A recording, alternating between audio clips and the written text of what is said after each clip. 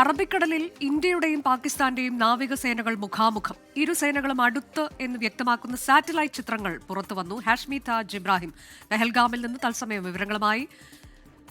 ഹാഷ്മി, കഴിഞ്ഞ ദിവസങ്ങളിലൊക്കെ നാവികസേന സജ്ജമാണ്, ചില ചിത്രങ്ങളൊക്കെ പുറത്തുവിട്ടതാണ്. ഇന്നിപ്പോൾ ഏറ്റവും ഒടുവിലായി നമുക്കറിയാൻ കഴിയുന്നത് എന്താണ്? മുഖാമുഖം അറബിക്കടലിൽ എന്നതാണോ?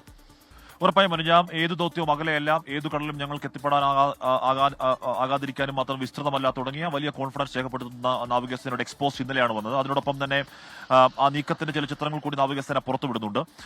അതിനെ തുടർന്നാണ് ഇന്നിപ്പോ ഒരുപക്ഷെ ഇതിനു മുൻപ് ഇത്രത്തോളം മുഖാമുഖം ഇരുസേനകൾ വന്നു നിന്നിട്ടുണ്ടോ എന്ന കാര്യം അറിയില്ല.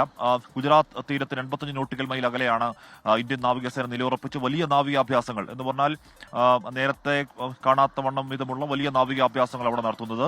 തൊട്ടപ്പുറത്ത് അധിക ദൂരെയല്ലാതെ പാകിസ്ഥാൻ നാവികസേനയുണ്ട്. പാകിസ്ഥാൻ നാവികസേനയും അവരുടെ നാവികാഭ്യാസങ്ങൾ നടത്തുന്നുണ്ട്. നേവൽ ഫയറിംഗ് എന്നാണ് അതിന് പറയുന്നത്. ഇരു രാജ്യങ്ങളിലെ നാവികസേനകൾ ഈ സമയവും അവിടെ ഇരുപക്ഷത്തായി നിലയുറപ്പിച്ചുകൊണ്ട് നേവൽ ഫയർ ഒരർത്ഥത്തിൽ മുഖാമുഖം നേർക്കുനേർ നിൽക്കുന്നു എന്ന് തന്നെ പറയാം, ഐ ടു ഐ എന്ന് തന്നെ വേണമെങ്കിൽ പറയാം. ഇതിനു മുൻപ് അത്ര പ്രോക്സിമിറ്റിയിൽ ഇരു സേനകളും വന്ന് എന്താണ് ഒരു അത്തരത്തിലൊരു സ്റ്റാൻഡ് ഓഫ് ഉണ്ടായിട്ടുണ്ടോ എന്ന കാര്യം അറിയില്ല. എന്തായാലും നമ്മൾ പൂർണ്ണമായി സജ്ജമാണ്. നമ്മുടെ മൂന്ന് സേനകളും പൂർണ്ണമായി സജ്ജമാണ് എന്ന് ഇതിനോടകം തന്നെ എല്ലാവർക്കും വ്യക്തമായതാണ്. അതിന്റെ മൊബിലൈസേഷൻ പൂർത്തിയായിരിക്കുന്നു. ഏതെങ്കിലും തരത്തിലുള്ള ഏതളവിലുള്ള ആക്രമണമാണ് അല്ലെങ്കിൽ ഏതളവിലുള്ള ഈ പറയുന്ന രീതിയിലുള്ള നീക്കങ്ങളാണ് എന്നതിനൊരു ഉത്തരവാണ് പ്രധാനമായും ഉത്തരവിനോട് കാത്തിരിക്കുന്നത്. ബാക്കി എല്ലാ കാര്യങ്ങളും സജ്ജമാണ്.